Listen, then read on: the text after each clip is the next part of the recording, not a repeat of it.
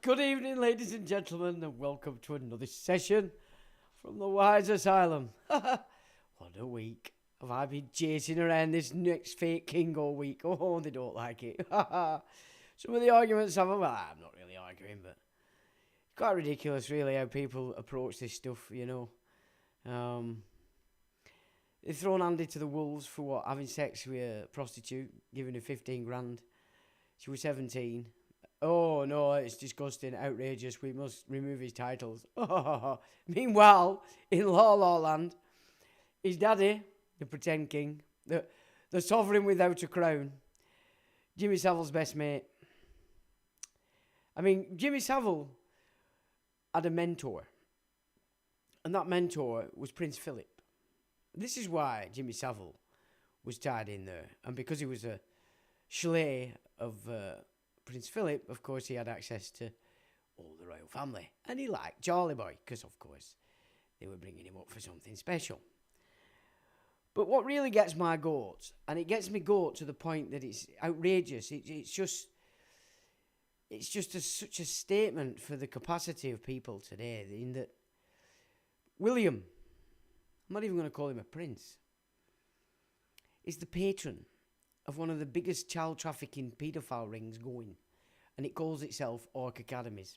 Absolute return for kids. Yeah, absolute return for them, for everybody else. It's kids. Oh, that doesn't matter. No, it doesn't matter, doesn't that?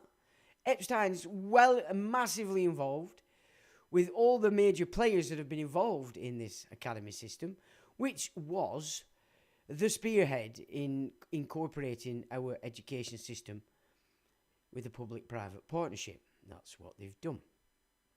Every school got a governor session, a governor role, and the head teacher had to be as debased as they could find them in order to shift this game in. I mean, the people go, oh, well, how do you know? It's disgusting. Just look at the education curriculum. They're teaching them absolutely nothing apart from conformity. They're teaching them to be cats and dogs. Boys can be girls, girls can be boys. They're teaching them how to masturbate. They've been giving them lessons with old people for cuddles. If that's not grooming, I don't know what is. And of course, Daddy's not there in the family unit to make a fuss. And probably if he did, Mum would be like, oh, what's the matter with you? There's nothing wrong with gayness and transsexualism. It's lovely. Right, it is. See, this is another thing as well. You know, when Germany were accused of burning all the books, because of course they did. Do you know what books they were burning? Hands up in class. Does anybody know what books they were actually burning? If you listen to the Second Temple fruitcakes, they were burning all the books of knowledge, etc., etc. But it's clearly not the case at all. Does anybody know what they were burning, the books, what they were? Yeah. And John gets it right. Butt slamming, bum shaggers, transgenderism. I mean, people forget that disease was called the Jewish disease until it became the German disease after the Second Temple flock had took over Germany. That's the books that were being burnt by the Third Reich. Now, I'm not an apologist for the Third Reich, because, of course, I've studied the entire occult side of it. And let's be frank, the main players in the Third Reich, Goebbels, Hitler, and the rest of them, they were all occulted masters operating for the very same force that they pretended, or that history tells us they were against. It's utter nonsense. And it really doesn't take that much of a study to see that the garbage that everybody's been fed is exactly that. It's garbage. Who won the war? Well, I'll tell you who won the war. Bolshevism. Communism. That's what won the Second World War. The only thing that expanded after the Second World War was the Soviet Union. How come people don't see this? The sacrifice of all these men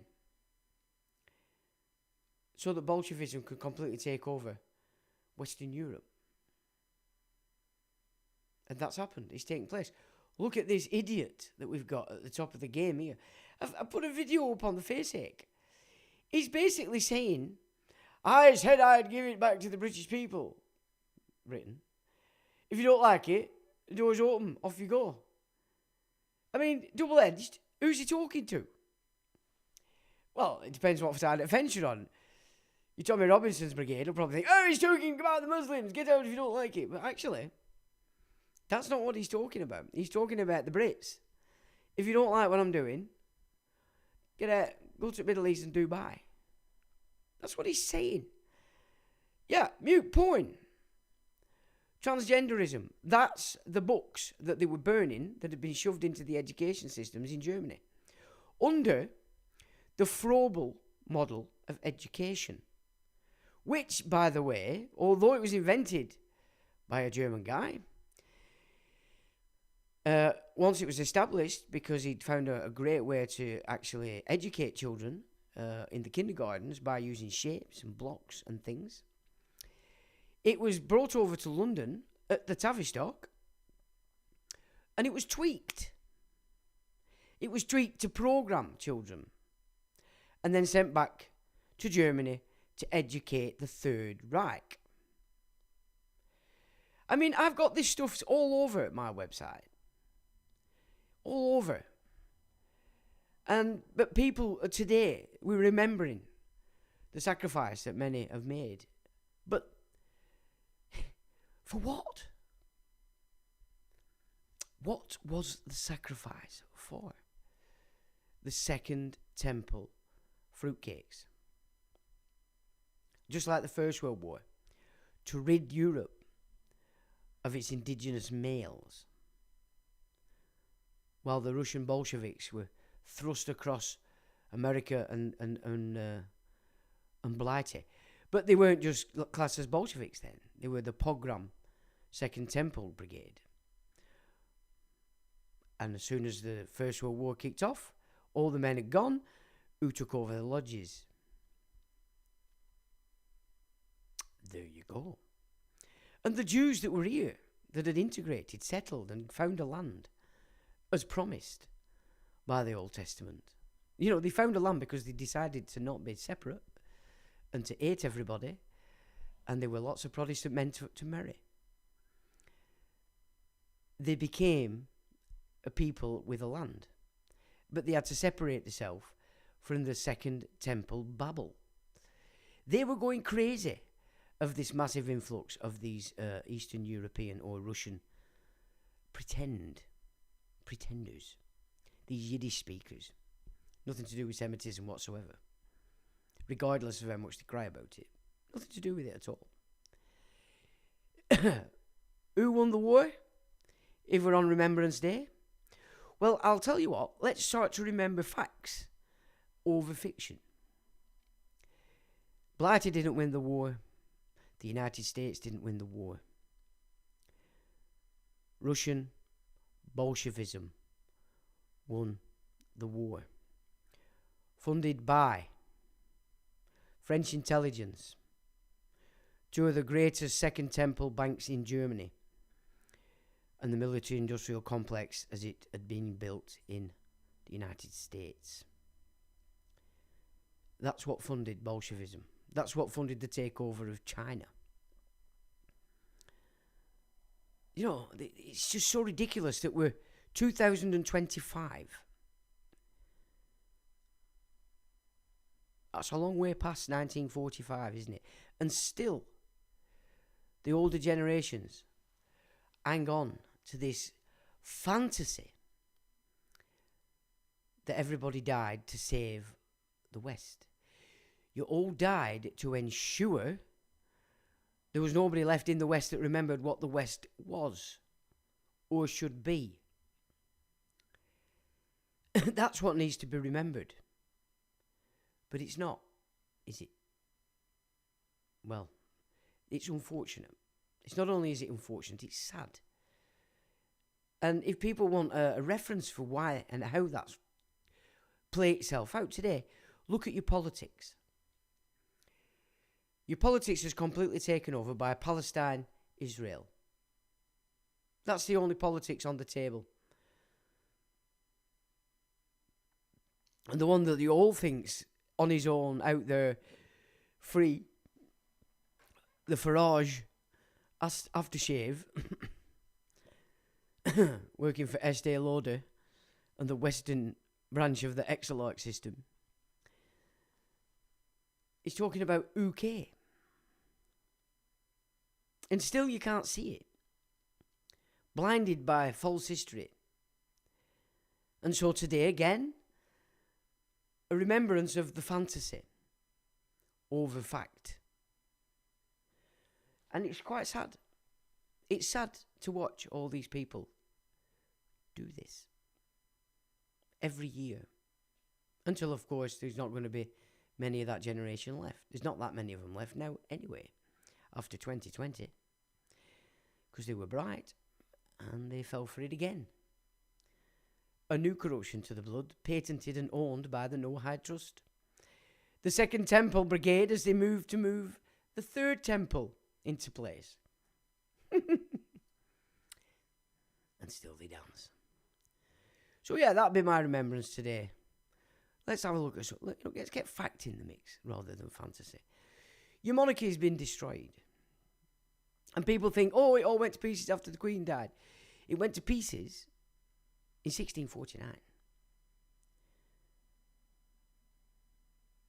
1649. Ladies and gentlemen. That's when it fell apart. But they kept it up as a blag. Because, of course, they'd moved the headquarters of the empire here. And fronting that, merry old England. Although it had changed to the British Empire. But still, the world thinks the British Empire means England. Most of them that were out celebrating Remembrance today believe the British Empire is England.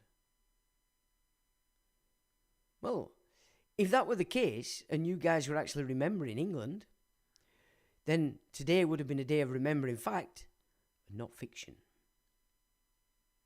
Would be my take on the matter. But let's look at what's actually happening today. You've got this shit show running around all over the place with this longhead called William, who now the media are quite happy to promote as, he's behind all this shenanigans with Andrew. He's the one that's going against all this and that and the other. Is he? Is he doing it off his own back because he's a good egg? Well, who's he to take a title? And they can't say hereditary anymore because it's succession, isn't it? They don't inherit. It's succession thanks to 1688. And of course, most people still blag by that, thinking, oh, it's England. No. Parliamentary. Commonwealth. That's what that is. And they pulled in as many common laws as they could into statutory law under Parliament. And still people don't see that. They don't get it. They don't want to see it. It's too hard. It's far more easier just to go along with the fantasy and pretend it's not their own fault that the situation we're in today politically is all over. It doesn't matter which way you look now. It's all moving to the direction they want. Problem, reaction, synthesis is the game. Islam belongs to the same second temple priesthood. It's the broom. So while you're focused to that, you're not seeing the top tier that's going to take the lot. By design, of course, because Donald Trump wants to get the energy over here so he can take the estates by consent into the no high trust. And of course, they've got the greatest antagonist you can imagine, Jimmy Savile's vagina, for everybody to hate. Like it's all his fault. Oh, he's just continuing the political agenda of the Privy Council. Because in the absence of a king, the Privy Council rules supreme. And he's no king, he's no crown. People still keep calling him the king. What? They keep talking William up when William becomes king. King of what? There's no crown. If there's no crown, that means they've taken your estates away. The crown is you. And we handed our sovereignty in trust as a people, not a person, in the office of monarch to uphold all the laws that we'd agreed and called common to our culture. That's what they've removed when they've removed the crown. You're not in the mix anymore. This is the Jesuit agenda. Who are the Jesuits? Well, this is where your Illuminati comes in, the Bavarian Illuminati.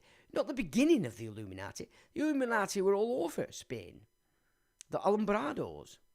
Spain's been a problem for a very, very long time. A very long time. Because, of course, it mass converted or forced people to convert. You don't convert. When you're into religion and you're programmed to it, because you can't think for yourself, if you were forced to convert, you're not really converting, are you? It's a pretend. It's just a baptism or something like that can't convert your subconscious, and all of a sudden, it has to be something you genuinely wish because you understand certain things, like those that basically just amalgamated in to the West that were Semites. They gained a land wherever they were. They lost the separateness. They lost the idea that they were bigger, better, and faster than everybody else. They gained the land. That's a promise of the Torah, enforced in the New Testament. Well, the real one, if you study it properly and you can see the contradictions and remove them, then it makes a bit more sense. But you've got this longhead now running around giving it the big, I am going to get rid of this and I'm going to change this and I'm going to fucking change that. You're not doing nothing, sunshine. You're doing exactly what you're told. And now you've got your mole out and she's agreed with it again. She's comfortable. She's going along with it. She doesn't really have a choice because you wouldn't have let her do a Diana, would you? I'm pretty sure at some point she was sat there and said, listen, if you carry on, we're going to snot you. We've already told him you've got cancer. It's easy to just say, oh dear, she died. Look at the royal family. They are completely controlled. Every single one of them. You can see it in the faces. But they've no balls. They've no balls because they're not royalty. They're not the kind of character you'd need to be a king who would say, kiss my ass. They're not fit for purpose. This is why they're completely controlled. This is why they're doing exactly what they're told. They're dismantling the royal family. That's what you need to see with this game that's been going on all week. And they're pushing it and pushing it and pushing it. And I've been throwing it all over. And I'm getting pushback. You know, the algorithms maybe, or even individuals. You don't like it. Because this is now their game to push William forward as another sovereign without a crown. And if you don't get a grip of this, then you're not rebutting it. You've consented. Tacit agreement. Ignorance isn't an excuse on this game. And it doesn't matter how much wind and piss you pull out of the cauldron running around protesting. If you want to protest digital ID, do not play with it. Don't get it. Don't use it. That's how you protest. You don't even have to leave your living room. And that'll satisfy most people. I would be quite sure of that. Because that is the problem. Apathy today is the problem. And you don't want to do that because, I might have to get up and do something and walk a bit further and do this and do that. Like you used to. It's apathy that's killing everything. It's laziness. Convenience. The state's got you so on convenience, it wipes your ass. that the thought of saying, kiss my ass for your digital ID, whatever it takes, I'll work around it. Because the more people that do that, the bigger the system that's outside of it keeps it going. That's how you protest. Not let's all run down into London, shout and scream a bit, have a party and go home and feel like we've done something. Do you think they're listening to you? Have they ever listened to you? You know, almost 3 million signatures.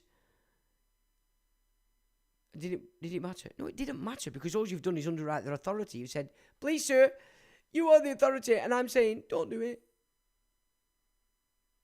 See, if you're saying you're not our authority, you say, I don't give a shit what you're saying. I'm not playing ball. I don't want your digital ID. Company's house? I don't need company's house. Sod off. I can do private enterprise without company's house. Okay, you have to break down a bit of your fear and that. Oh, this might happen, that might happen, blah, blah, blah, blah. It's just fear. Because I've been trading for over 40 years. I've never signed up in company's house. I've never had a major accident at work, i.e. somebody employed or working for me, because I employed sensible people. I didn't allow libelous people on the game because I didn't want them. You know, an idiot's dangerous to everybody, not just himself. So you don't employ dibs, idiots, or fruitcakes. But they force you to do that now because they've got all these, oh, well, I must obey this statute. Why? Why would you have to obey this statute? You discriminated. You goddamn right I'm discriminating. You've come for a job that I've offered, and that job requires certain things. And if you're not up to scratch, you're not up to scratch. It doesn't matter what colour you are. It doesn't matter whether you can speak properly. It doesn't matter what culture you come from, what you believe it might be. They're not things that I want to employ. So fuck off and go away and cry all day, discrimination, all you want. I will employ people that I believe are safe, sound, and know the job. That's called sensible economics. What's happened that people have lost touch with that? You're obeying all this garbage that keeps coming out from every orifice. A government. Well, it's not my government, so I don't care what it says. You know, people go, well, stop looking at it like it's your boss. Because it is your boss if you believe it's your boss. And then you'll go protesting, you'll back Tommy because you think he's going to bring you something good. This is all about bringing Trump's energy across Blighty so they can do the same as they've done in America. That's what it's about. Tommy, Elon, all of them. He's just bought 950 grand house. He was riding around a Bentley last year, and you're still throwing money at him. I mean, how stupid can you be to believe that it's because you want to believe? It's because you want to. Well, you can't blame anybody else for anything that takes place when you want to believe in something that really, if you just turn the edge of it off, you can see it isn't the case. So tonight I want to reinforce what I've found and learned over these years in relation to who this William is. Because he's not what you think he is. And he's not his own man. Now you can go Greg Allett. You've got new King of Jerusalem in there. Very possible. This is what this exilic system's all about. Second temple becoming the third temple. Enslaving everybody. And this is something Christians need to... If you're classing yourself as a Christian, you're already classed as an idolater. You have no rights. You're going to be decapitated. Now, that's title for the first instant. If you start breaking any of these laws, well, it could get to a more physical decapitation. Saudi Arabia, its elites, its princes, they're all Second Temple priesthood by admission.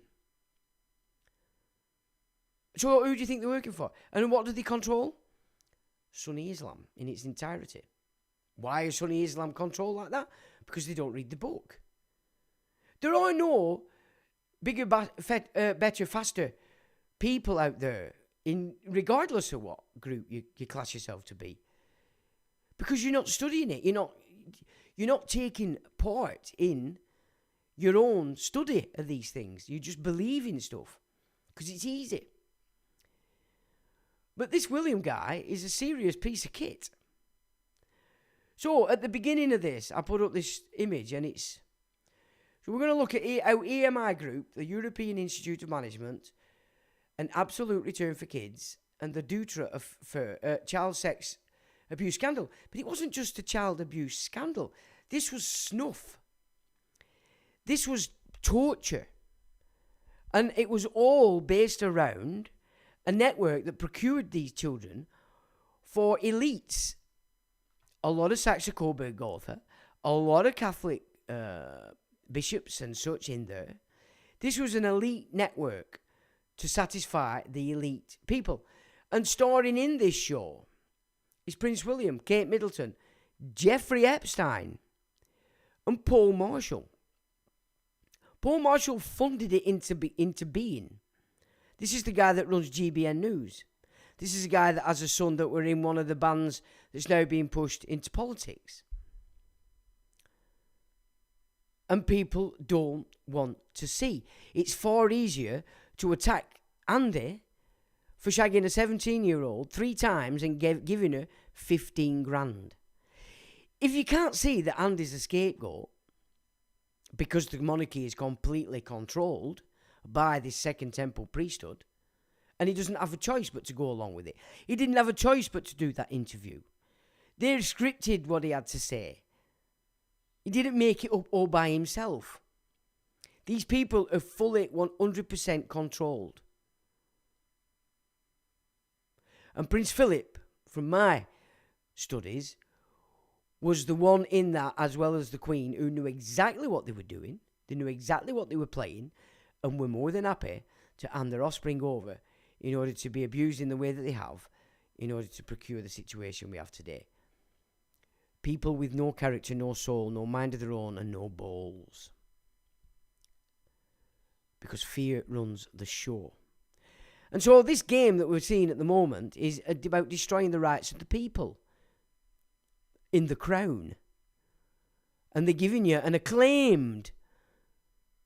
You know, they put him up and say, here he is, and you go, yeah, that's an acclamation.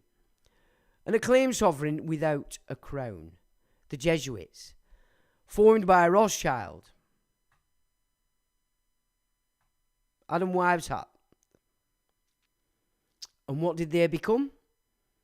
Well, what was the arm of the Bavarian Illuminati? The Jesuits. In their entirety. That is what the Jesuits are. They are the Bavarian Illuminati's military order. So either in everything. And what were they doing from the beginning? Education. That's where their game at the beginning. Education.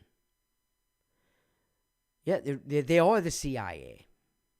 They're probably the FBI. Although, I don't know. But I know the CIA is full of them. And they've been involved in America since Lincoln pulled them in for the Civil War. He wouldn't have got it going otherwise. He actually said in one of his speeches, if it wasn't for the sinister work of the Jesuits, there would have been no Civil War. It's there for you to see if you would look.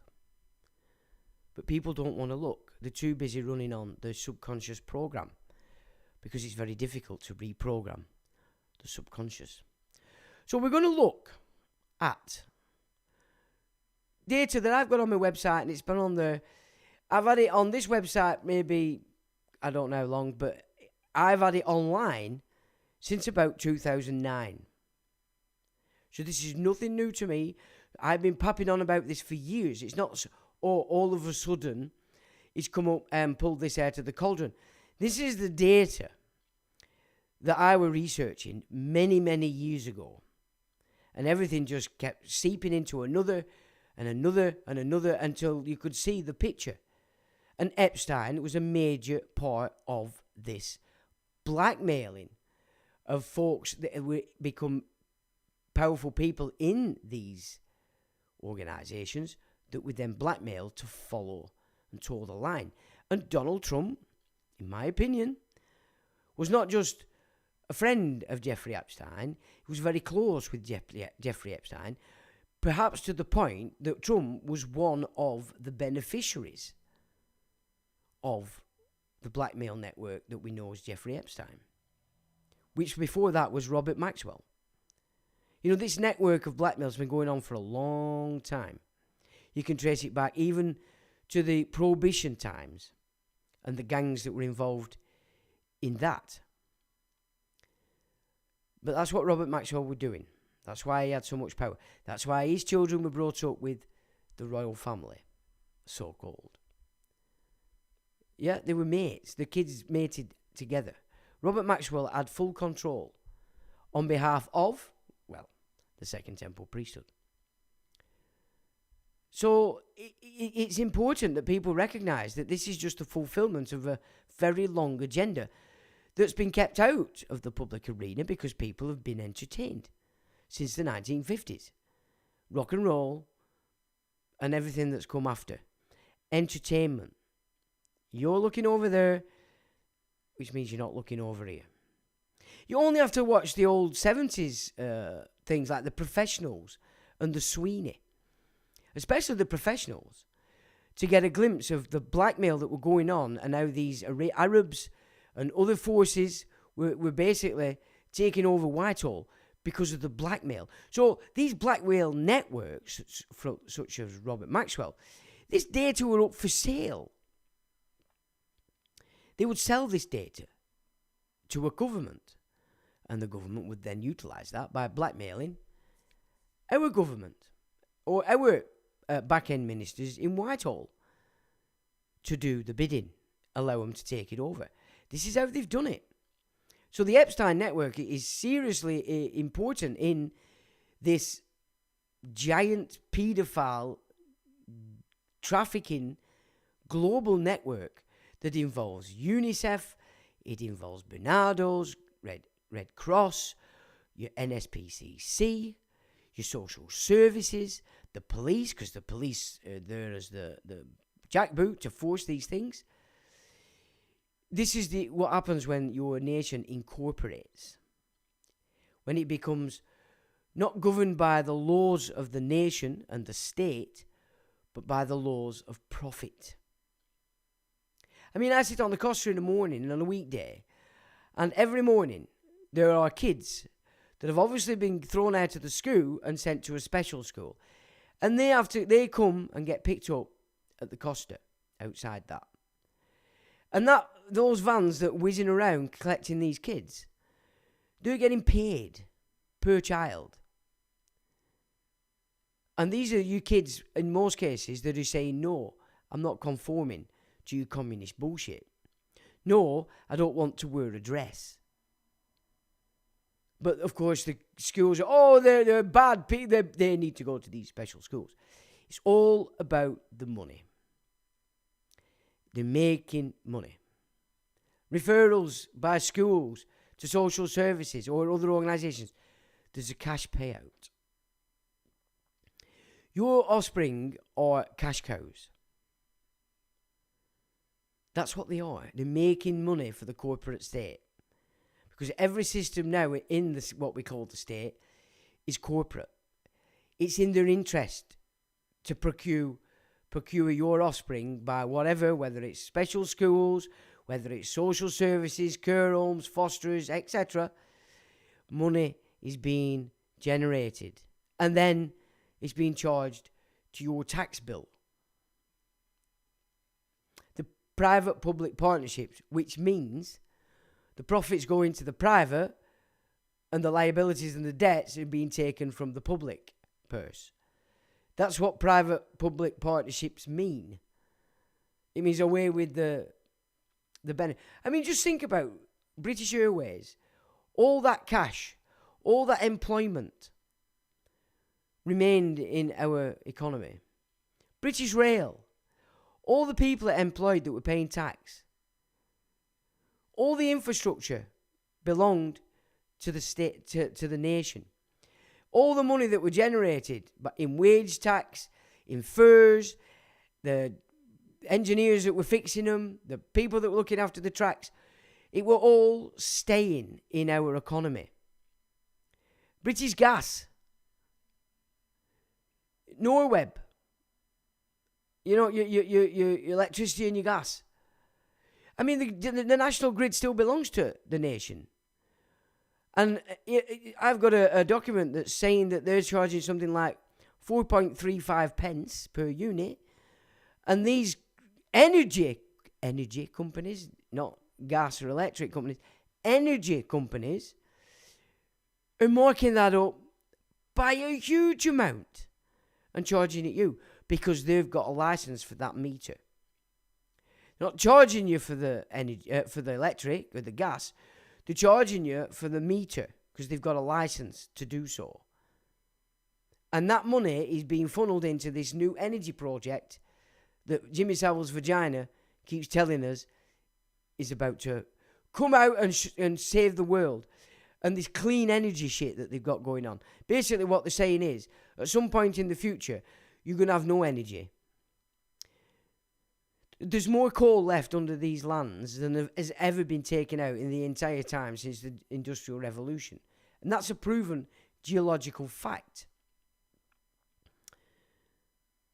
So if we were really looking after the nation, if the system was looking after duty occur on the people, then we'd have nuclear power stations because they're safe. They don't emit radiation. If they blow up, there's no radiation involved because it's not the same as a military grade applied use of nuclear fusion or fission, whichever one it is. I can't remember exactly. There is no radiation involved at all in domestic nuclear power plants. Okay, coal's a dirty game, but at the end of the day, it employed a lot of people. And it were a national company. Every penny that was spent and paid out in that company came back to the treasury. Everything paid for itself. But when you privatise it, away go the profits, the debts and liabilities go and stay with the public. The purse. Your tax goes up. Your infrastructure dies because they're sucking out the profits. They don't care. And it's only a temporary thing because the ultimate aim is to destroy the nation. So it's not like one day they'll have to make it right because otherwise, no, this is how they destroy the nations and they don't come back. And that's what's happening in the US. In spite of his wind and piss to the contrary, big companies are moving out of America. They're losing a lot of money. So it's all doublespeak. It's all doublespeak everywhere you go. These people are just talking it up big. Well, I said that. Stormer certainly isn't. Every time he opens his mouth, he just sounds more like a child than an infant. And the people in Parliament that big him up, again, show themselves as nothing other than infants. It's ridiculous that we are in a state now where programmed, pre-selected, in a lot of cases, satanically abused kids now make up politics, our body politic. Foreigners with foreign ideas make up our councils. Mayors even. They're trying to push a mayor on Lancashire. Like it matters. They're saying, oh, well, we're suffering because we don't have a mayor. A mayor is entirely corporate. That is the corporate system. The mayor, the police and crime commissioner, chooses the chief constable. There's your enforcement of the corporate system or policy in spite of servicing law, because they're not servicing law at all anymore. You've got a police force that you look out there and they look pathetic. That's deliberate. But at the back end of the police, it's military. But for the public consumption, for the immigrants to get brave and think they can get away with doing things, they've got girls that are 3'6", who are going to be completely useless. I see them walking on their own sometimes. How ridiculous is that? That just shows you what kind of an institution you're working for that will put you on a street and expect you to get stuck in if there's some garbage going on. You're going to get seriously hurt. But that's just a front. All these fruitcake coppers are just a front. The real core of it is military at the back end. The people you meet on the protests, the people that come out of nowhere. That's the real police, domestic, corporate force. Not what you see, in the public. It's just a facade, basically. Because they're now trying to encourage everything that's called civil unrest. Because the more civil unrest there is, the more power they can claim as a duty of care. And this is another phrase that people really need to understand for what it is. When they talk about community, they're talking about the stakeholder community. The duty of care they have is for the community, the stakeholder community, to ensure the corporate theft of the profits remains in place, while the liabilities come back to the public purse. That's the duty of care. The duty of care in the medical is to remove the natives and bring in the fruitcakes. Easily controlled. No brain. Completely ridiculously stupid. Will do exactly what they're told. It's called replacement. That's what's going on right now. And it's all part of removing our indigenous trusts and estates into this no-hide. Because it has to be consensual. Ignorant or not. And in most cases, unless you're a secret society member, it's ignorant consent. It's even ignorant consent with them, but they've consented all the same. Because, of course, they get up in the morning and have to ring Grandmaster up and say, what colour underpants should I wear today? Should I do this? Should I do that? How do I think? Should I think like this or should I not? That's how it works. Right, so we'll look at who's in, and then we'll have a look. We'll just go through some of this data, because it's so important that people recognise who this Johnny-come-lately is. That everybody the new king. What king? We haven't had a king. He's no crown. I don't understand why people can't see this. And it's a Jesuit operation. They want the whole world under sovereigns without a crown, which means sovereigns not beholden to the people. Because the language of law is about people at estate level, common law. Remove that, you've got a sovereign over persons. We went through the sickness of how they shifted things on birth last week. I mean, just how sick are these people that are doing this? They're sick people. These people are unclean like you wouldn't believe. And they know it. They know that they are. They just don't care. They want the world to themselves. Because they can't get on with anybody, ever. Because they believe themselves superior. And that's the way it is, unfortunately. They've ignored the Torah completely. They've failed to assimilate in order they can have a land. And now they're all running back to this separatism because they believe, oh, look, it might happen. We're nearly there. Well, I have watched so many documentaries on Germany back in the day and read so many books. But the documentaries were very telling when you can see when it all turned and all these Jewish people that had been running around throwing it in the faces of the Germans, the wealth and because they were in poverty after the reparations. You could see it in the faces that were like, oh, shit. We didn't think it were going to go this way. We didn't think we were going to get catched out. And you could see it in their eyes. They knew that they were only being repaid what they created. And I watched a very interesting video with Candice Owens and Norman Finkelstein. Not Abe Finkelstein that we've discussed. Norman Finkelstein. Which is what AI always tries to transfer you to if you're talking about a Finkelstein.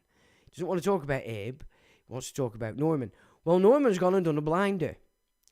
Because he made it very clear that what he's found since the Second World War is that so many of these Second Temple people have stolen the identities of Auschwitz people that were in Auschwitz, and are claiming to be survivors when they're nothing of the sort.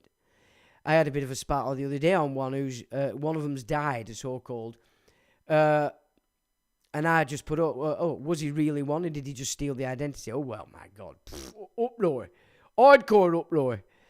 And then I looked him up, and this guy has been used to program children about the fantasy they call the Holocaust.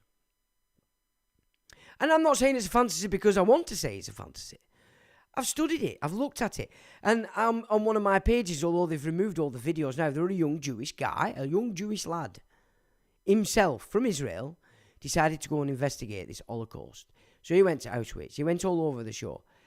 And he had videos up showing that he were aghast at what he'd found, that it was a complete and utter fake-up in Auschwitz. Auschwitz was a labour camp. It had theatre. It had shopping mall. It had a cinema. They were living life around but they couldn't leave it because they were sentenced to labour because they'd been naughty. All the surrounding people that weren't in the labour camps were sending money in. It were a labour camp. And they did have a couple of mass death scenarios when cholera broke out and other diseases. Usually because they just brought a load new in and they were full of fleas and all sorts of stuff. And this is a young Jewish guy that presented this in a series of videos. They've took them all down now, obviously, so if they're on the page but they're not there, you can't access them. But this was a Jewish lad. So it doesn't matter who you are. If you dip your toe into these fantasies, these narratives, you come very quickly to the reality of it, and it's in opposition to what they've been pushing for all the reparations. Let's think about the money that's come in to build Israel, to build this Exolite system, to take over the United States, to steal all the technology and give it to the Soviet Union, who then give it to China. You know, empathy. That is the energy this priesthood procures at all times. Charlie Kirk, it's a mass exercise in empathy. Although it's falling apart pretty rapidly. And I have to say, I've been watching quite a few. You've got Tucker Carlson now, you know, Candace Owens, there's quite a few other that were leading what you might call Republican voices in America who've seen right through this because they're absolutely convinced from what they've seen that Israel were behind his death. Now, okay, I'm still not sure, but it does look like, and I have to say this, it does look like he was actually murdered. Now, whether he was murdered on that day, in that event, I don't know. But this Flossie, his handler, it's falling apart for her. Falling apart. Because the theatre that they've performed on this is outrageous. I mean, they always mock when they're doing things. Like if you went back to the book script, having the nurses dancing, you know, and then saying Anne's face, space and bubbles. What they're actually doing there is mocking you. Because if you're fixed into the fear, but then this is how they play. They're mocking you. They sit back at, you know, when they've done them stand-up thing, they're going pissing themselves because they're deliberately mocking. And we've seen this play out with this Charlie Kirk scenario. She is doing it. You can see it. If you can see past the narrative and the script, you can actually start to discern how they're actually mocking you, laughing at you. And yet you're offering up this empathy and everything that goes with empathy, money, donations, etc., etc. And then folk wonder why it doesn't work. Now, if people funded the minds that were moving to do something good, to create a method of opposing this, it'd fall apart in a second.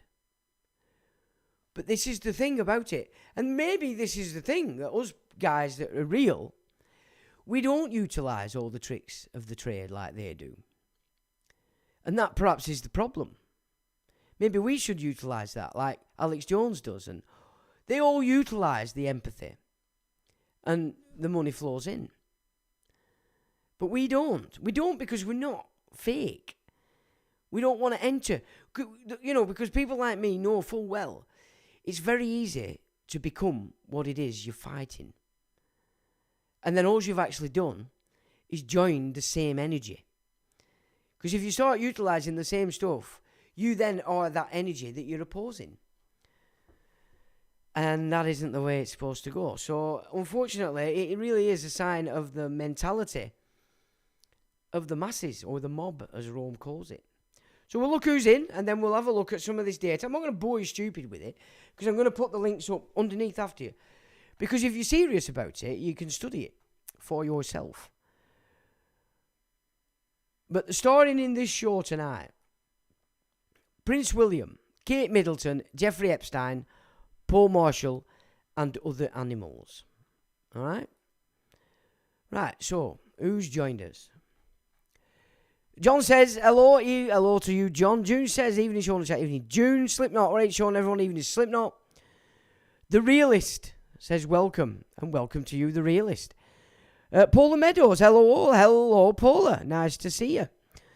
Anthony says, Sean, friends and chat participants, how are we? Well, to be fair, what a day. What a day have I had, because Mercury's gone retrograde. And this is the messiest one because it's the last one of the year. Oh my God. So it just went from bad to worse today for me.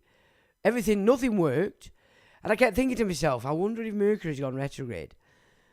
But I just kept piling through, and nothing worked. Everything I was doing just went tits up. And then I had a look this afternoon, and yes, there we go. Today it went retrograde. Then I opened my diary, and I'd already written it in from like months ago. There we go. So then I could relax a little bit because I understand why it all went tits up. Now, this retrograde, you might say, if you look back to around the 20th to 21st of October, if you look at the situations, the agendas and things that you've been involved with since the 21st of October up to today, so the major things, those are going to be the things that this retrograde are going to focus to. Now, Mercury retrograde is an important part of Mercury's movement because it makes you reevaluate things in case you've missed some details or in case you're just slightly off or you need to look at somebody else again, etc. So if you just look back to the 21st of October, 20th, 21st, and look at the major issues that you've been dealing with since then expect between now and the 29th for them to be brought into focus, for you to reevaluate them, maybe change tack on certain things, so that after the 29th, when it goes forward, then you can readdress them properly. So don't look at this time between now and the 29th of maybe getting satisfaction on these issues. Just use this process to recognise that you've been forced to reevaluate things. Now, when you do that, you not keep trying to push in for remedy on things, your satisfaction, it becomes a bit easier. Because the more you struggle with this and try and carry on moving to accomplish something, the more confusing it seems to get or not working. So if you keep that in mind, you might have an easier time between now and the 29th. Look at what's going to come forward, look that you need to reevaluate it, and then after the 29th, then you can move forward and start to, you'll get the remedies and you'll be able to conclude the issues. So that's important that people get that. Where did I get to? PY Music says, evening all, evening Paul. Muse says, I actually got a notification from YouTube that you were on air. Oh. First time for everything. Right sound check and all comments on Mr. House Young. Mr. House Young. I'll have you know, sir, there is no title on me. Only the ends leages. Oh, Mew, that's a fail. A big fail, Mew. Evening to you, buddy. CW Pool, evening. Good move. You might not get censored now, Joe. Evening all at the Wise Asylum. Hope Sunday's been kind to you all, lest we forget. Well, the less said about that, the better, because I have talked about it. But evening to you. Paul says, evening, Sean and fellow inmates. Evening, Paul. Paul Meadows says, volume, Sean. Again. Oh, don't say that. I mean, to be honest, guys, I mean, I've had a lot of complaints about my volume, but when I've listened back to these live streams, which I don't listen to them all, of course, the volume's fine. All you have to do is turn it up maybe a touch, but I think we're getting a little bit overexcited. Just turn it up a little tad, because it's difficult. You know what it's doing? No go like that. You know what I mean? I'd prefer it to be down here so you can't see it, to be honest. But, everybody gives me a lot of grief. So, anyway, there we go. But, so I hope it hasn't been ruined. But just turn it up a little tad, guys. So, evening to Paul Meadows. Good evening to you, sir. Gary Sesel from Portsmouth. He's in Portsmouth, his lad. Did you find it? Did it spam, Sam? Because you were sent it, matey. Everybody else got it. I don't know why you didn't. John's butt slamming. Yeah, that was the question I was asking. Absolutely right, chaps. Anthony says, because ignorance truly is sovereign, is why people are blind and deaf, though educated opinionism. Absolutely, I can't argue with that. Evening to you, Anthony. Benefactor says, I shown all wise asylum inmates, evening benefactor. The realist, how do they intend to erase the native male this time? Conscription. They won't let me. I've got a tune about all that. They won't let it go anywhere on the internet. I'm telling you that now. Facebook won't let me put it up. They said, you're just trying to get more likes. Isn't that the whole fucking point of Facebook? I mean, not that I'm trying to get likes, because I actually don't give a shit. I really don't, I just give to you what I know, and you take it or leave it, because that is your choice. I'm not here to force myself on anybody, but I know a lot of shit, because I've been doing it for a long time, and I think it would be unfair not to spread my fantastic and amazing for those who wish to listen. I know there's a lot out there that don't want to listen, and that's fine. You don't have to come on. It's all right. I won't hunt you down or anything like that. So I've been on about this now, conscription, how long, chaps? A long time, because that's exactly what it is that they intend to do in the next game. I've done it again. Top chat. Let me just... Oh, God. Live chat. Jeez, Jeff. So I've missed Pedram off of that. Where is he? No, I'm not seeing Pedram. Pedram's not here. On my listing. Oh, where he is. There he is. I don't think I've got to him yet. No, I haven't got to him yet, Jeff. You badden.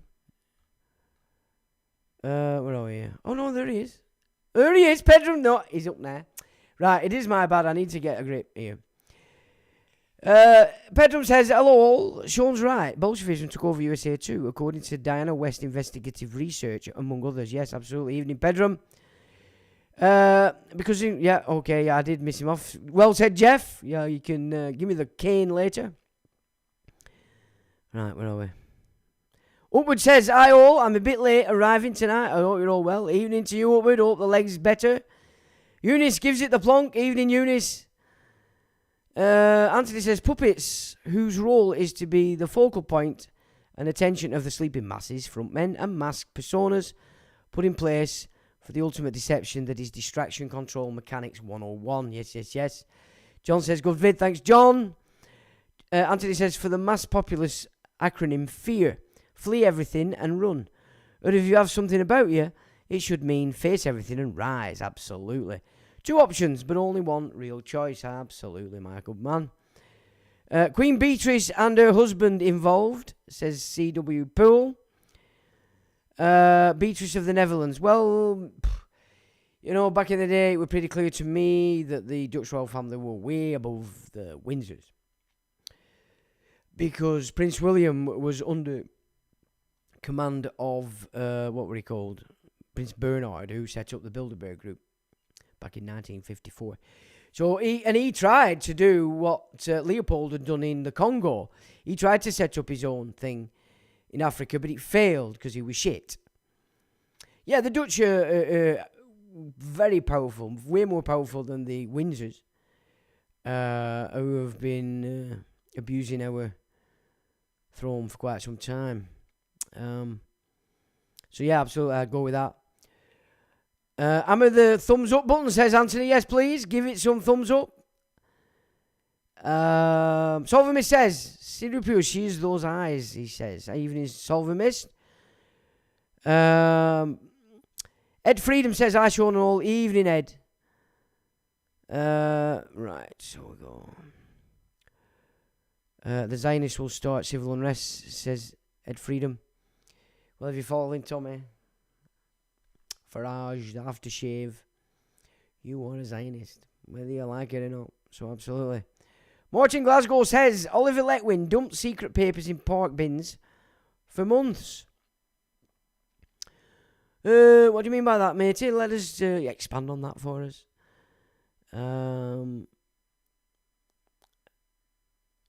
Jane says, oh, I'm unsure also. Sorry, you are conversing with a 50-year-old technophobe.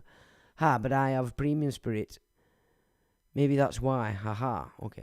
Solomon says, I told my energy company that if they cut me off for not paying the bill, that I will close the account and open a new account with another provider. Well, yeah, why wouldn't you? Solomon says, and they won't get a cent. Right, absolutely. Just don't contract with these Johnny-come-latelys, you know. Arc are also part of the funding behind 15-minute cities back when I was looking into the funding behind it. Liverpool was one of the core cities, yes, Duke of Westminster. Pedram says, 100-year-old man, no, I'm sorry, the sacrifice wasn't worth the result that it is now. Penstone said, what we fought for was our freedom, and now is worse than it was when I fought for it. Yes, absolutely. We're in a mess. A serious mess. Because the generation that were before mine, which is our parents, they were just pissheads. Pissheads. That's all they did is drink. They weren't even on planet Earth. They were in mist of alcohol and fags. And because of the 60s, they were just all wanting to have sex with each other. That were the pull to go out. And then they became alcoholics. It's all been by design, all of it. It's ridiculous. Sean and I met a chap who has gas turned off in the street. Yeah. Do you know, Mew, I'm not so sure whether that were a bit of a fib, to be honest. But he did say that he'd gone through the meter stage, but he obviously didn't do it right.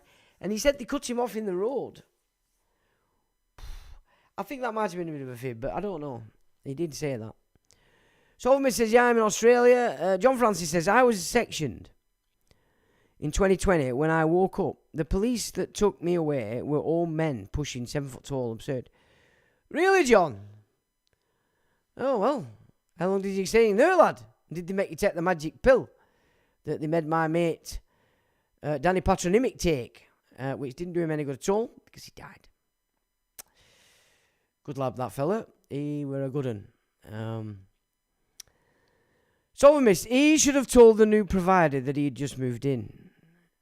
Well, he did say what he'd done, but I don't know. I weren't right comfy with that, to be fair. Solomon, what part, please, and please tell us the sun is shining for you over there. Bedroom says, in Idaho, sexual abuse of children proven beyond reasonable doubt carry the death penalty for firing squad. Firing squad? Did they do firing squad in Idaho? Oh. Solomon, South Oz, Adelaide, driest state in the driest continent. 33 degrees south parallel. Treen! Hello, Treen! I watched that too with Candice and Norman. Very interesting, wasn't it not? I know a lot of people can't keep the attention span going for a couple of hours, which is what it were. But a very interesting... It's good to hear normal Finkelstein, because a lot of... AI just wants to go to him all the time when you talk about Finkelstein. Work will set you free, says Solver Mist. Sorry, Sean and all at the YAWA. Following on, but can't read or write, so well at the moment. All right, Joe. Hope you're well. There is a theme park next to Auschwitz now. Energylandia. Mockery, yeah. Get well soon, Train, says Mew. Where are we? John Francis says, I went there in 2018, would like to go back with fresh eyes. Anthony says, second that I do. Mew pick, get well, I train. Be there myself very recently. Or been there myself very recently. Getting a new daylight light tomorrow, hope it helps. Where are we? Oh, shut up. Right. Okay.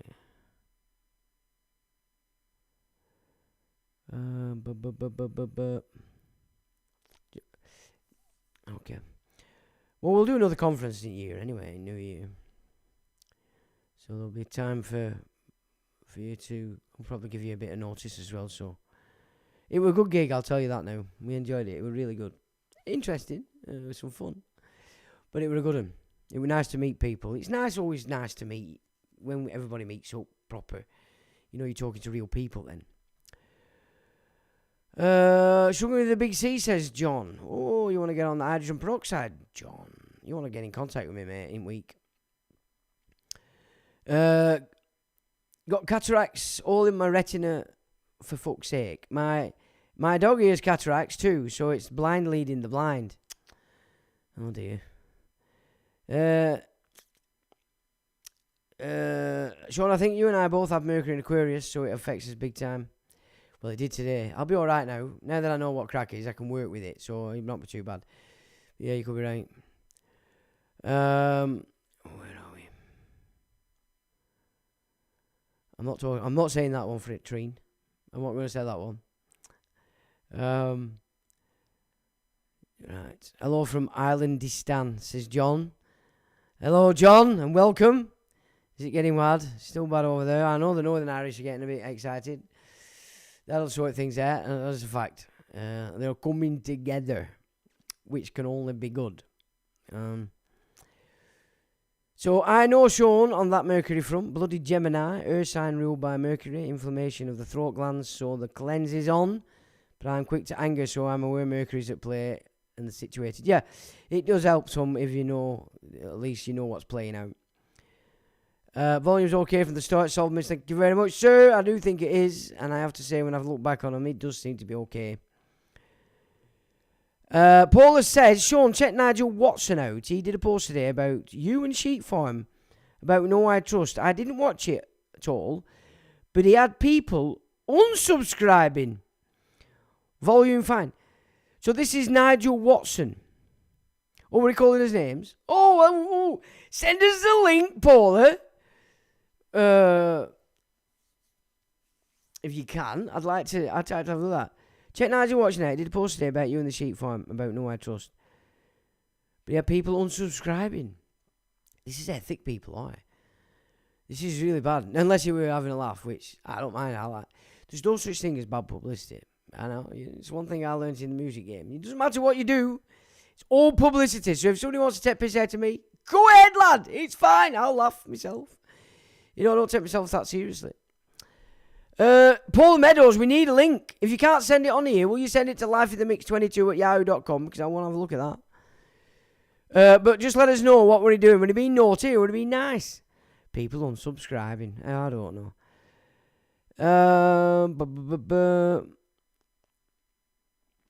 John says, some say Watson is a shill, and even Keir Starmer may be a bit of a reach. Nigel Watson. I don't know who Nigel Watson is. I've never heard of him. But I want to have a look at this gig. I need to look at it. I need to see it. Pedram says, Sean, what do you think of Johns Hopkins University has published Elaine Pollock's anecdotal report that Reza Shah was a Russian Empire Jew, I guess Khazar, who covered his origins up by false claims? Well, I'm not 100% sure I know about that, but that's exactly what they do. They weren't called the name stealers for nothing, and they've continued to do it ever since. And it's well worth watching. Norman Finkelstein's video. He talks a lot of sense, because it's important that Jewish people realise they've been shafted more than anybody. Turn on all comments, says Jerry. I've done. I got told off. Reza was likely a fake name. Pahlavi, yeah, was certainly a fake family name given to him by the Freemason Muhammad Ali Furawi, who'd been League of Nations chairman. Nigel Watson is one of them. London Economist recruit. Right, I need to see this. I need to have a look at this gig. You need to send it me, people. Well, the thing is now, there's no hide. It's can't be hidden anymore. They will have to try and grab it back. That's what they'll have to do now. You know, it takes time for these things to get stuck in to things, and then once it starts to take a hold, you know when it's taking a hold, because they start to try and recoup it back into their game. So the minute you start hearing Alex Jones talking about it, you know that they're panicking. So, Shaw's family all operate for Paris, I believe now. Sadly, yes, that is the affection I witnessed with my earthly co-creators, alcoholism and all its negative connotations. But in essence, it taught me to be self-dependent, so always a positive. It was interesting to watch Normal Finger Slices stream, yeah. 10 years free of addiction, brother. I'm 5 to you, says Jane. I'll be looking forward to the next conference, says Treen. Good stuff. Good stuff. January would be good if people could make it. It might be just a little bit too soon after Christmas. Let's give everybody a chance. And it would be nice to be a bit warmer, maybe. I don't know. We'll see. We'll see. When we're ready. I'll know when to do it. I'll get an itch in my bottom.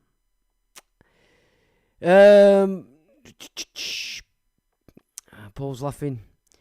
Yeah, we'll try. Thanks, Paula. Yes, good friend. Good find. Please forward. Funny some people aren't there. I want to see this. YouTube can unsubscribe as a form of censorship. Well, they do that with me all the time. Glad to hear. Don't partake anymore either. If you do blah, blah, blah. Paul says, hang on. Great, Paula. If you can't do it here, Paula, life in the mix. Mew, can you put me email up for Paula so you can send it to me email? Because I don't think they're going to let... mods can put links up. So if Mew could put that up. Oh, it's there! Hey! This is the link. Sheep Farm and you. No, she's talking about... Somebody's been talking about it. So if you can put me email up, Life in the Mix. Unless that is it. I don't know. Right, I'm confused. And that doesn't take much.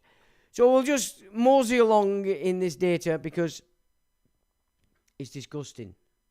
And I'm sick to teeth of numpties putting up this long head. Right, so EMI Group, European Institute of Management, absolute return for kids and the Dutra child sexual abuse scandal. So now what I'm going to do, of course, is I am going to make it bigger so you can read it.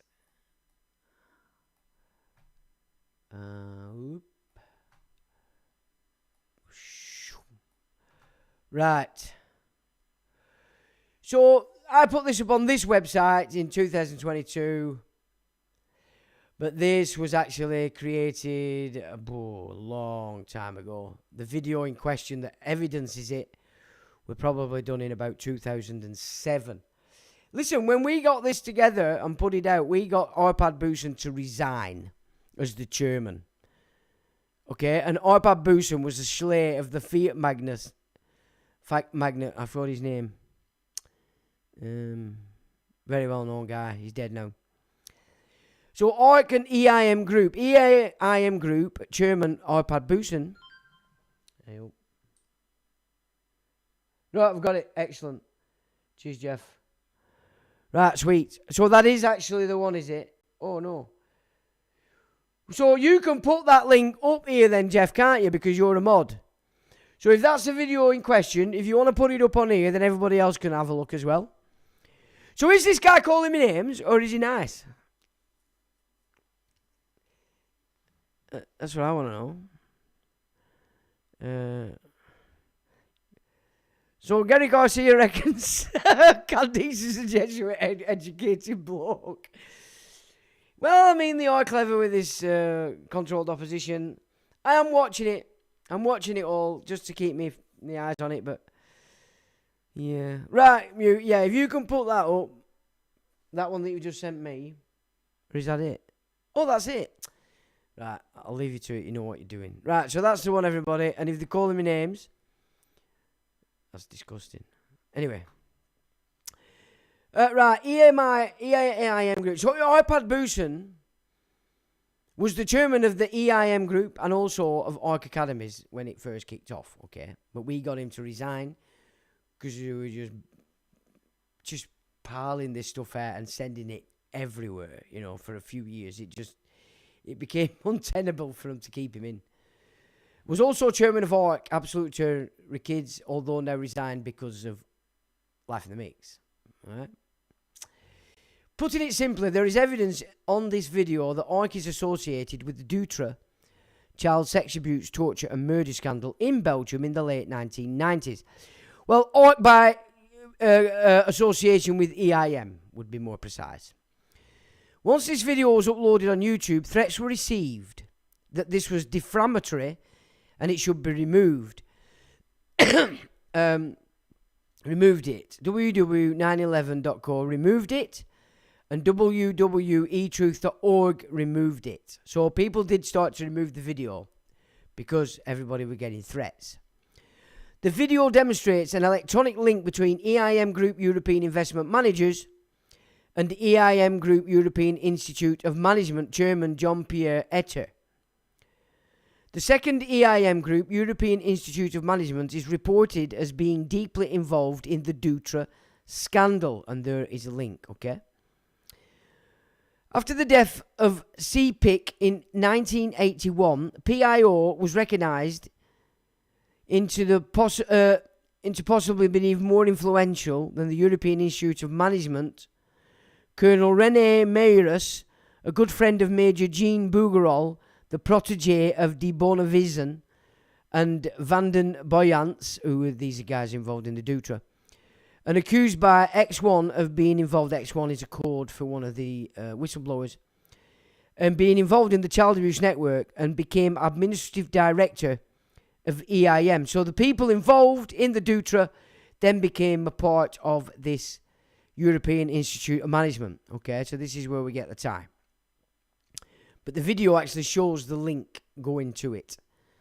The second EIM group indicates on their own now removed website an interest in human re-engineering, productivity enhancement, more nursing time for nursing staff, behavioural change and perceptions for which they claim to have a registered trademark, which I have yet to find evidence for. The head of the Studio Architects, which designs academy schools, confirms architects are involved in human re-engineering. The existence of a therapy room in school plans, certainly at Arc Academy at Wembley, complete with bed, indicates some kind of nursing will be occurring. Behavioural change is the agenda for the Arc Inclusion Centres. So Arc association with EIM Group, European Institute of Management, is further indicated on Arc account of Arc's agenda and what is now being put in place in UK schools. And remember, this was written a long time ago. So Navigant Consulting and the Arc Epstein Network, heavily involved and connected. There's a PDF to download. Arc funds the Teens and Toddlers Sustainability Replication Programme and Eugenics Programme associated with Project Caressing. Now, Project Caressing is sick. This is where they bring old people into schools with children and force the children to caress these old people. Now, if that's not grooming, I don't know what is. Through caressing, program associated with Project Caressing, which teaches children to be tactile with elderly men. Huxley said bonding between, I don't know whether that's Huxley or his wife, probably his wife. Huxley said bonding between young and old is accomplished through caressing and would like to see more men become involved in the nurturing process. Remember, this is your offspring in schools. It's very good for men to do this because they also need the feeling of being caressed, she said. So this is Huxley's wife. Kids need to see men as much as women. It's never too late to start. It makes them feel happy, and there's nothing more beneficial than a little tiny hand coming over, touching and reaching out, she said. I forgot what her name is. Laura Huxley, that's her name. She was one freaky woman. And that's Aldous Huxley's wife, okay? So she carried on after Aldous popped his clogs. Now, there's a video on the Dutra and dead witnesses. Now, evidence at this location, the YouTube video, art schools, academies, and eugenics. So the evidence that, for what I've just said there, the connection between these institutes, is on that link there, okay? From Art Master Funding Agreement with the government. So this is the funding agreement with the government from the ARC itself. The core subjects of the national curriculum, being mathematics, English, and science, must be taught to all pupils in years 7 to 11, except where, in the opinion of the head teacher, it is inappropriate for an individual pupil or groups of pupils to be taught one or more of those subjects. So on what grounds would it ever be the case that a head teacher would decide that the fleabags didn't need teaching maths, English, and science? So straight away you've got gobbledygook. Number 29 from this is, the company shall have regard to any guidance issued by the Secretary of State on sex and relationship education to ensure that children at each academy are protected from inappropriate teaching materials and they learn the nature of marriage and its importance for family life and for bringing up children. Most outrageous is the meddling with the self and soul by the Psychosynthesis Education Trust associated with ARC, they state. To foster psychological research into the various elements of the human psyche, including without limitation body, mind, emotions, and spirit, and the synthesis thereof, known as biopsychosynthesis, and its dissemination to the public through educational, scientific, and charitable activities. And then there's more evidence of the interlock. And there is the actual video that it's actually there to see. And then it was on Indomedia for quite a while. Now, when it was on Indomedia, which I don't think it's around anymore, but that was quite important, a bit like WikiLeaks back then. So, 2 solicitors' letters were received and comments which exposed these letters as an attempt to effect a gag order on the internet and prevent this from being accessed. Now, this was Shillings, which back then was a very renowned, terrifying solicitor group for people that didn't understand the law. Obviously, we didn't give a shit and told them to piss off, so they didn't come anywhere near us again. But everybody else shut their pants. So then was the response, second, blah, blah, blah, blah, blah, blah. So I'm not gonna go through it because I'm gonna let you study it yourself if you choose to do so. Now, there are other links as well in relation to this. Right, so these are links that I've got for Dutra. So if you put Dutra in the search bar on my website, you'll get the Dutra Fur, which is every single piece of data in relation to the court cases, the people involved, what were going on. Now, the original one came out of Holland. Now, I had to edit quite considerably a lot of it because although it was okay in European circles, it could have been construed to be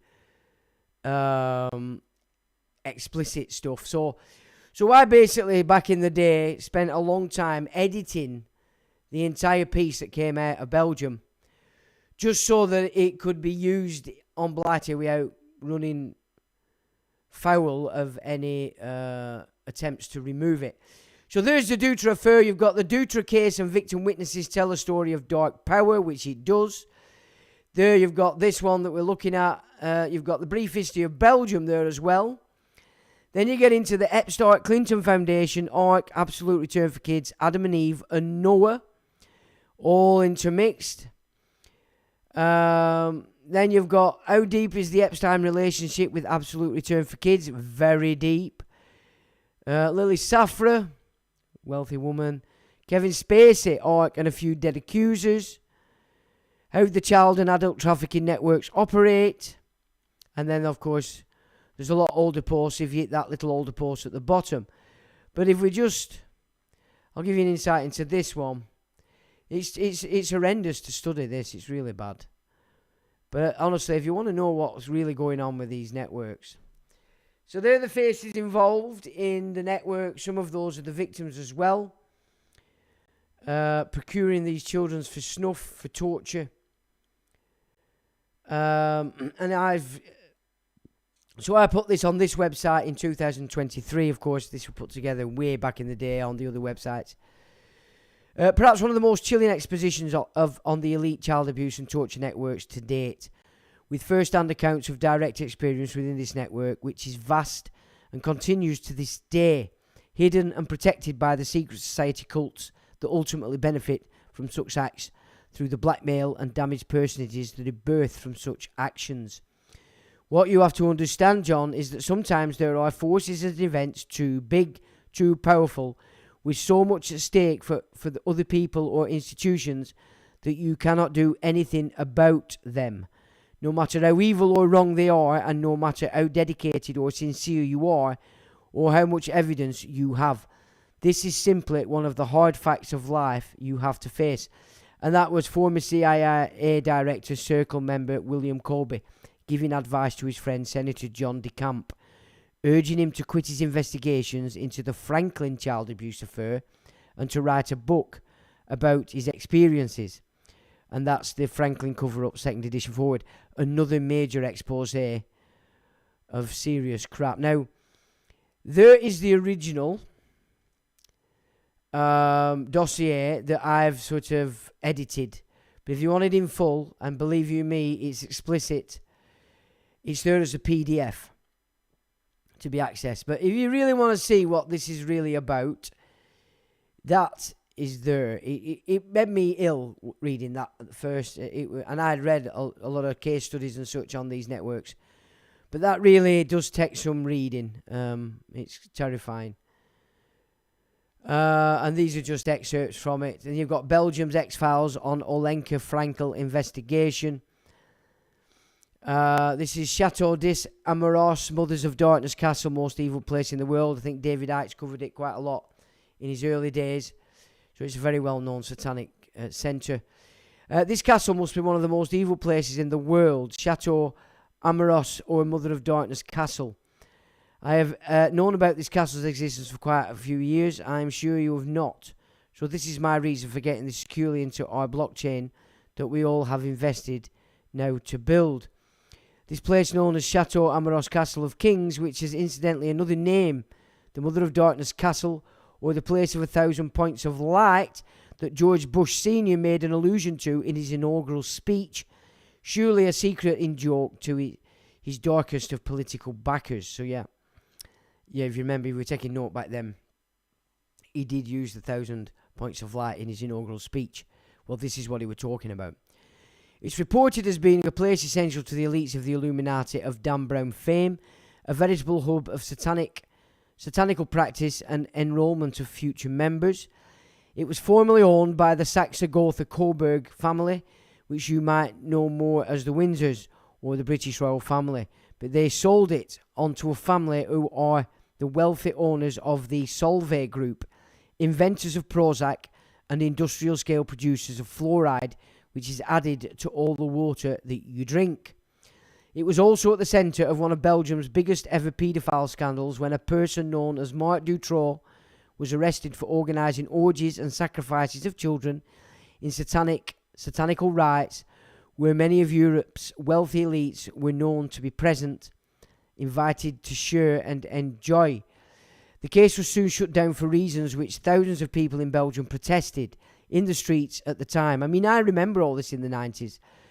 But clearly the police were pressured to bury the thing before many bad people in our controlling elites found themselves exposed to the monsters that clearly they are. Same with the Jersey stuff of recent years, how it just got shut down. The Mothers of Darkness Castle. Chateaux des Amoros, located in forests of Belgium, near the border of Luxembourg and France, is also alleged to be the location for monarch program Mind Orgies and Child Sacrifice, a place of privilege and people capable of getting away with anything. Mother of Darkness Castle is also rumoured to be in a satanic triangle. The castle exemplifies mystery, but illuminated researcher Fritz Springmeier turned up following on page 205 of book Bloodlines of the Illuminati. Fritz were an important guy on the internet when I first got on the internet. More so because a lot of what he was talking about I'd studied in the 90s during the mystery school. And then he seemed to disappear. And then for some strange reason, Alex Jones brought back this fake one. He started to do that quite a lot, Alex Jones, back then, bring back fake people that had been disappeared. Another example being Dr. John Coleman. They were clearly not, it clearly wasn't Fritz Springmeier, and it clearly wasn't Dr. John Coleman, but Alex Jones pretended for a while that he had him on, and they were trying to undermine the work of each by having him on every week, but I don't think it went on for that long, but then I stopped watching Alex Jones. Now, I'm saying I've rewritten this, but I don't think I've done it on this one. I have rewritten it as a full piece, and I did have a specific website just for child abuse and paedophilia and all that stuff, but that got taken down some years ago. But there were an immense amount. A lot of it on there were about how they were killing judges on Blighty that were against paedophilia. They were actually killing the judges. How about that? And that went on a lot, and people don't realise that. Fritz Springmeier cites a secret castle situated near the village of Muno in Belgium. This castle, according to Springmeier, is a centre of the occult and is a cathedral with a dome containing 1,000 lights. The castle is referred to as the Mothers of Darkness Castle, and demonic programming is supposedly performed on children there. This castle is also known as the Castle of Kings. Its real name is Château des Amours, and it is located in Bouillon, Belgium, near the village of Muno. The castle and its domain, the Muno Forest, once belonged to Prince Philippe of Saxe-Coburg-Gotha, Count of Flanders, and father of King Albert I. He purchased the property in 1869 to the Marquis van der Noot det Asch. The castle of romantic style was built in 1877 for Philip of Saxe-Coburg-Gotha by the architect Gustav Centenoy. It has 365 windows. This castle was later bought by Alice Solvay, niece of the Belgian scientist and industrialist Ernest Solvay, and today is apparently still owned by the Solvays. Belgium represents a clear power centre of mind control and child abuse. Noreen Gosch, whose son Johnny abducted in the 80s, suspect he was subjected to mind control at Offutt, AFB in Nebraska. In testimony, Gosch shares belief demonic programming located at military bases stretching all the way to NATO in Brussels, Belgium. Paul Bonacci, child abuse victim involved in the Franklin scandal circa 1980s, Omaha N.E., rumoured to have travelled to Belgium. Paedophilia represents a grim degeneration that requires vigilance to be held in check. It seems apparent, if allowed to spread, a rising tide of paedophilia can span globe to communicate its degenerate inhumanity. Bravely speaking out about her horrifying ordeal on the Global Citizen, she said that adult men that were part of the network were there for various reasons. There was a lot of alcohol and a lot of drugs. The children were commodity, the highest and more valued commodity, and used for sex. No child deserves what I went through, or what millions of children go through. Children were scared into silence, and members of the network killed those who threatened to go to the police. Annika Lucas was a sex slave to Europe's elite at age 6. I had to do it, the rapes, because there was always the threat of being killed. Children were killed, boys were more often tortured, but girls were killed. I was graphically threatened. It was not something that was talked about. The killings were not always private, and I remember I once saw a body. She added, the children were set against each other. There were friendships, but I tried to keep things as simple as possible to survive. Now, that's exactly the same mentality that used to go on in the Borstalls, if you've seen, what's it called? I can't remember what it's called, you know what I mean, though, the Borstal one from the 70s. Ray, what's it called, what is it? But that's exactly what they did in them Borstalls. Set kids against each other. But in these cases, they used to put them in cages and give them swords. Now, it's the stuff I've studied about how these networks operate. It's beyond comprehension that people would do this. I really don't want to be made a favourite of one of the networks because I knew what happened to girls who got singled out. It created a lot of problems. I tried not to stand out. Miss Lucas sold into a Belgian aristocratic paedophile ring where boys and girls were raped, tortured and murdered, has revealed the horrors of her 5 years of abuse. During the week, she went to school where she described herself as being a non-entity. I was a shy girl with few friends at school, and at home no one cared for me. I received more attention in the network. It felt good to be viewed as the most perfectly beautiful sensual object by powerful men with high standards in taste. This was the only positive in my life, and I clung to it as my only raft to keep from drowning in the sea of shame and self-loathing. When I returned home from school weak, my parents acted like nothing had happened, so I took their denial and kept telling myself I was normal. I was so ashamed of what happened to me on weekends that I didn't want to know. There was another girl who was at school with me who was being abused in the network, but unfortunately I never found a teacher I could speak to about it. At one point in 1974, I had a really bad report card and a teacher I liked yelled at me, and I just remember crying. I wouldn't have dared to speak out. I was threatened in a way that I didn't feel like there was a way out. At the age of 11, having spent 5.5 years inside the twisted aristocratic sex ring, it was decided she was of no use anymore and was to be killed. She recalled I was strapped to a butcher's block that was black with all the blood of children that had come before me. One man was forcing 5 young children to harm me. It was part of their indoctrination. The torture lasted for a few hours. A burning cigarette was put out on my forearm. My body was full of scars, and every scar reminds me of that moment. I thought that I was going to be killed like all the children that weren't loved enough to live, and I was going to be forgotten as well. She added, when I was being tortured, I could see the other children didn't want to do it. While I was being tortured for most of the time, I didn't feel pain. It was like a body response to being traumatized. But then later on, I did feel it, and it felt horrific. But I didn't want them, the adults, to see me suffer. However, she was saved when one of the abusers made a deal with a politician in charge of the paedophile network. While she was tortured, they made a deal where he would work for the politician in exchange for her being spared. The man who tortured her was one of the defendants in the Dutra case, which, when it broke in 1996, was believed it would blow up the Belgian paedophile network, but instead, 8 years later, only Marc Dutroux received a life sentence. But thanks to the agreement, Miss Lucas was never forced to return to the club. She told Mail Online, "After that, I went back to my mother. I felt numb, and it was very difficult to live at home as my mother was unhappy about being unable to punish me anymore. I tried to please her as much as I could. I left home at 16 and then lived with an adult who was in his 30s, but soon after I moved in, he made it clear he wanted me for sex, so I was used for sex again. Miss Lucas then moved in by herself before leaving Belgium in the 1980s and moving to London, Paris and LA, and ended up settling in New York.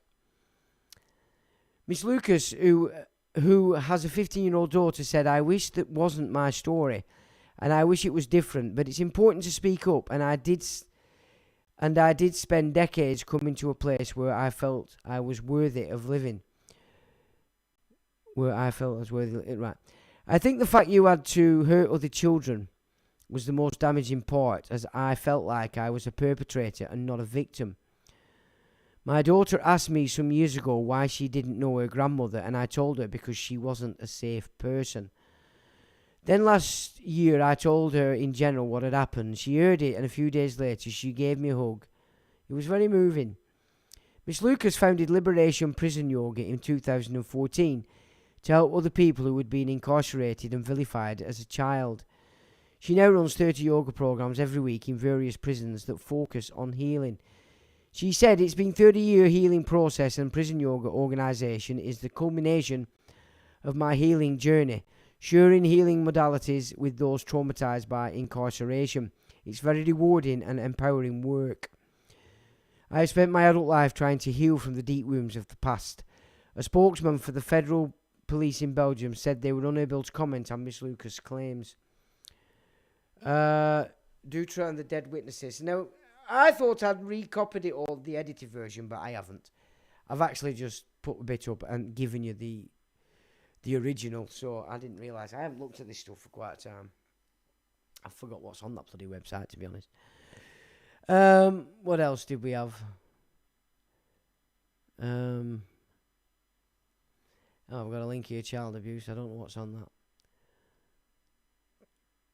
Oh, there's Abe Finkelstein. Dutra for murder by government decree. Abortion is not... Oh, no, okay. All right, well, we don't need to... It's not a good idea. It's disgusting stuff, to be honest. It's terrible, but if you want to really get an insight into that gig, you need to read that document. 114 pages. The detail is just terrifying, honestly. But there it is, Beyond the Dutra Affair. And when were it actually published? It doesn't say on there, but it's a long, long time ago. And like I said, I edited the whole thing so I could put it on my website, but the older ones. But at least I've not published it that way. And it is in Switzerland as well, so I mean, they're a lot more solid people, the Swiss, than these fruitcakes that we've got atop our gig. So, yeah, that's the one you want to look at if you're interested in that. Now, there's another subject that we've covered already, if you remember. Let me just... You remember we went through the Vatican IOR? We went through all the documents, all the pages. Well, it's changed. They have now changed it completely. It's now a completely new entity.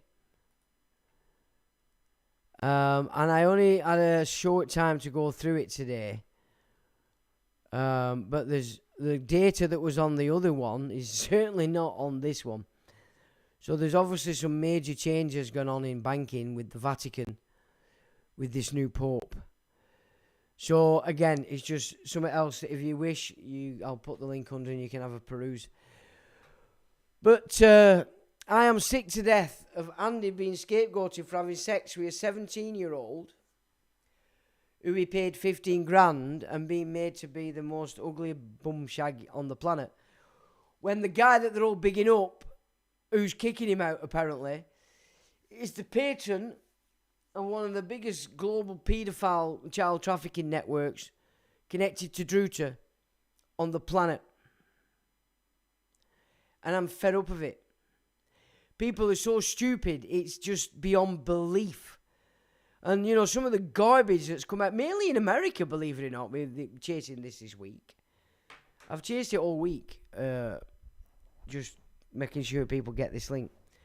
But Americans... But I think what it is about America is that the legal age for sex is 18, innit? So to them it's a big deal. But they kept calling them they were calling a 17-year-old a child. I'm like, well, what planet are you lot on? You're not a child at 17-year-old. And you're only a paedophile if you're attracted to prepubescent children. That's the term, paedophile. Prepubescent children. So they misuse all the language. Everything. It's no wonder people are confused. It's no wonder. Right, where are we? Right, we'll come back to you guys. So Mew's put the link up. Brilliant, Mew. Nice one. Excellent. Okay, unsubscribe me all the time, says Treen. Do they? Well, they must be doing it to everybody, and people must not be checking. Yeah, they do. They're unsubscribing everybody. You just keep doing it back. Complain to YouTube, actually, because, you know, nobody does, so they get away with it. Because it's 77 Brigade, or Unit 8500. I'll bet Candy's the Jesuit, says Gary. Yeah, all right, mate. I know it could be. Nigel Pearson lives in Finland, Norway, since the CV. Okay. Nigel Watson. You've changed it. Oh, so it's Watson. Okay. Treen says, saw through Nigel Watson when he doesn't speak about the genocide. Okay, I have no idea who this guy is, to be honest. So that's Nigel Watson. The link. Okay, I'm going to look at that after. Gary says, same as Tucker Carlson is a bloke. Is a bloke. Tucker Carlson. So you think Tucker Carlson's a woman? Good grief. I mean, I've looked at some of this stuff, but I think they just get a bit too excited, to be honest. You know, so some of it makes a lot of sense, but some of it just gets a bit way out there, you know. John says it's a good vid, John, thanks. I don't like, Mew says, Treen, I didn't allow your healed up yoni comment. I'm watching Candice and others waking up because I suspect as they expose the running the world, there will be the Handmaid's Tale version of No Hide. Well, I don't know. I used to get involved in that and calling people out and all that. And to be honest, it's not something I want to do anymore, unless I feel it's necessary, you know. I mean, I've had some flack for what I put up about Jason at Arcades. But in truth, I didn't really do anything horrible. I just said, are we looking at a guy who's just making everybody stand down and there's nothing you can do about it? Because I do have an issue with that. You know, just fantasy. Because everybody loves fantasy. And the more catastrophic, the better. Which is why all these movies have been made about these stupid asteroids and shit like that. And people love it. So there is a market for it.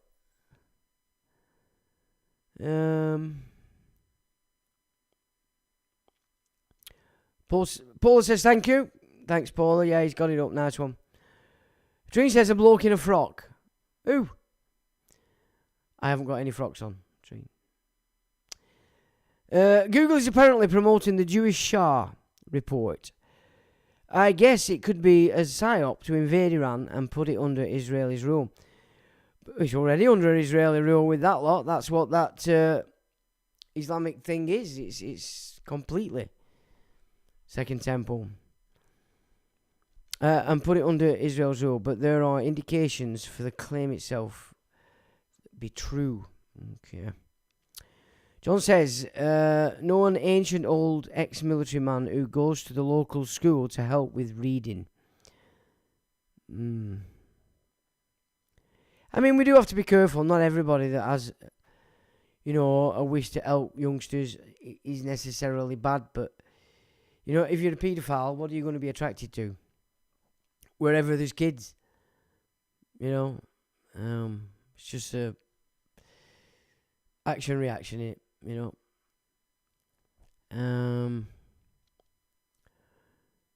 drag queen story time. More sinister says Jane.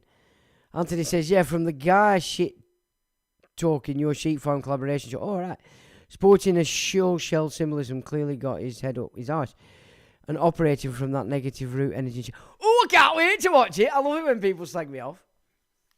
It's good. I like it. It makes me laugh. Because I really don't give a shit, you know what I'm saying? But yeah, thanks for that. I'm glad I'm gonna watch that. Maybe we'll go through it next week or something. But you know, anybody out there that thinks like the golden bloomers that put up them 3 videos, you know, you really think I give a shit, lad? You're a complete dick. And that's all I have to say. And you're on my radar, sunshine, big time. And you know what they say? It's best served cold, innit? Anyway, enough of that, malarkey. You took up enough of my little couple of minutes there. Oh, good, so it's shit talking. I like that. That's brilliant. We got it stopped in Liverpool, 11th hour, but I was shocked at what I learnt about my city. Oof. A lot to be known about Liverpool, Chuck. Australian Jason Huxley was married 4 years when he admitted to his wife, Laura, that he was addicted to pornography.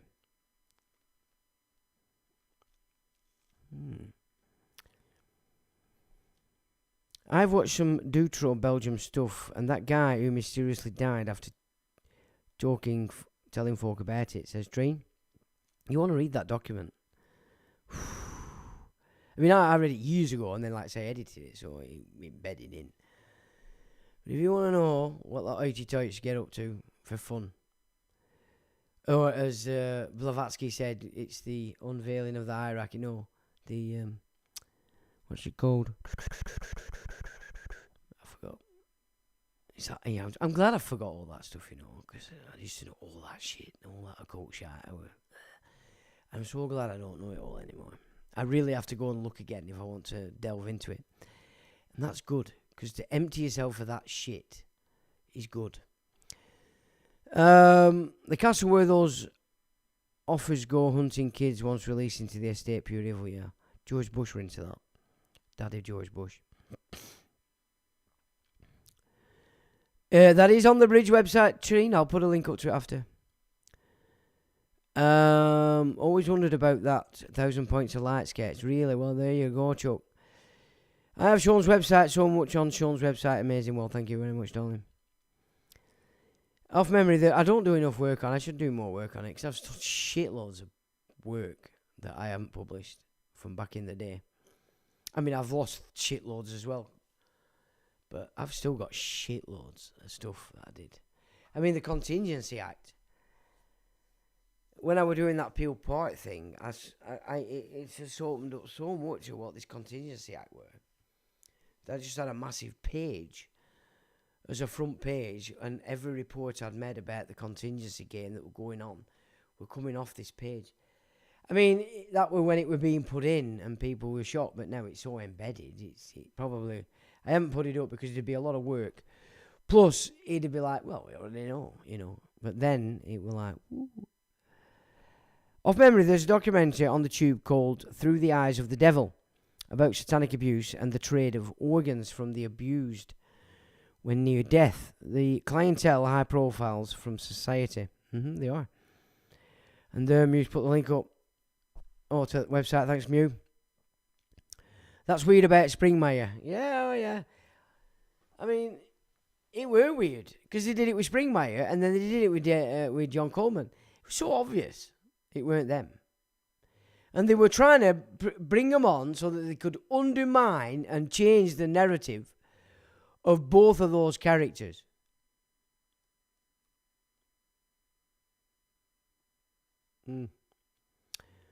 Never trusted Alex Jones, no. Kicked me off anyway. Long time ago. He got jealous. Everybody was coming. Wherever I were on his website, everybody was piling over and he was just wrecking his website. Kicked me off. Oh, shit. Etymology of Dutrix, derived from the Old French term tree, which refers to a common or wasteland area often used for grazing or shared among villagers. Excuse me. A bit of a dry throat there. Thanks, bedroom. A hard watch and interviews with a woman who was in the process of selling her expected offspring after being talked out of abortion and the interviews with the people responsible for the supply. Well, that's what it's all about, all this private-public partnership and getting rid of males out of the family units. It's all about giving them access to your offspring. And this is what they trade in. Humans. Whether they're killing you in war, using you to kill others for a war. It's all the art. You cattle. Cattle to them. Same with that Charlie Ward. Charlie Ward's an arsehole. Charlie Ward is not what you think. He's a bad one. Bloody shame for those kids, Train, yeah. And it's a long time ago, thank goodness. But it's still going on. Young Offenders Unit in Alperton. HMS Acklington, says Tree. Idaho is the case in point. I will research it more and get back next week. Thanks, Pedram. Thanks for your time, Sean. Thanks for attending, everyone. Have a wonderful week ahead. Be safe. Good night from him. Goodbye from me. And good night. See you later, Mew. Oh, we're almost done. Nigel Watson, straight out of London School. Well, say no more. I can't wait to watch that, actually. I'm looking forward to that. Good night, Mew, says Pedram. That's the mindset, Pedram, and precisely how it should be. That's why they are so slight in offsetting the karma via coerced subliminal consent. Legal. The guilty then become the accuser, yep. Right, good night, yes to me, good night, watching Rivers, blah, blah, blah. Is everyone gone, says Treen? Not quite. I have reasoned for my lawful demand, and I have said the punishment have to be affected on all from top to footman.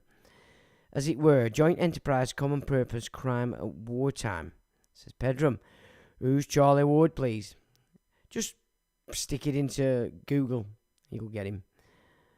All about the kids as far as those deprived evil twats go. It certainly is. They always go after the weak.